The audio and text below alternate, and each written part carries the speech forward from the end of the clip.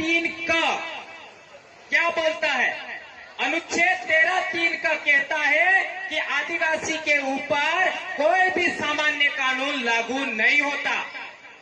वे अपनी रूढ़ी और परंपरा से स्वशासित होते हैं। तो यदि आज सरकार ने हमको रैली का इजाजत नहीं दिया तो हमने रैली करके दिखाया, वह आर्टिकल 13(3) के तहत हुआ। और उसके लिए हमारे ऊपर कोई केस नहीं कर सकता।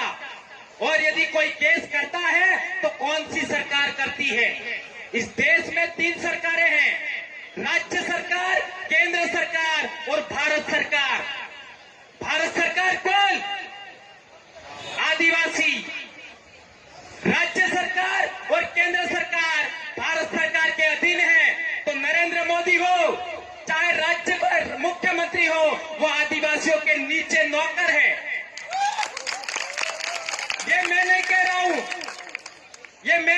हूं, ये आर्टिकल 244(1) भी बोलता है।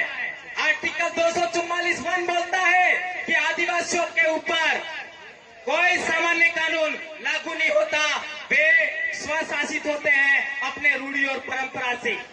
तो इस देश में जो भी कानून बने हैं वो आदिवासियों की रूढ़ी परंपरा से छोटे हैं, आदिवासियों की रूढ़ी परंपरा से बड़े नहीं हैं। उसका एक महत्वपूर्ण उदाहरण देना चाहूंगा।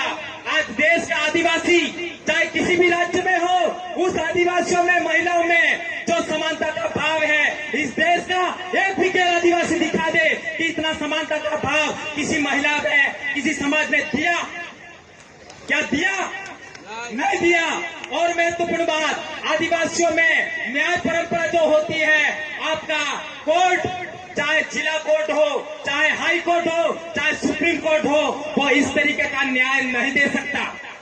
इस वजह से सुप्रीम कोर्ट ने नवंबर 2013 में वेदांता वर्सेज ओडिशा सरकार में कहा कि आदिवासियों के ऊपर न्यायपालिका का कानून लागू नहीं होता, आदिवासी के ऊपर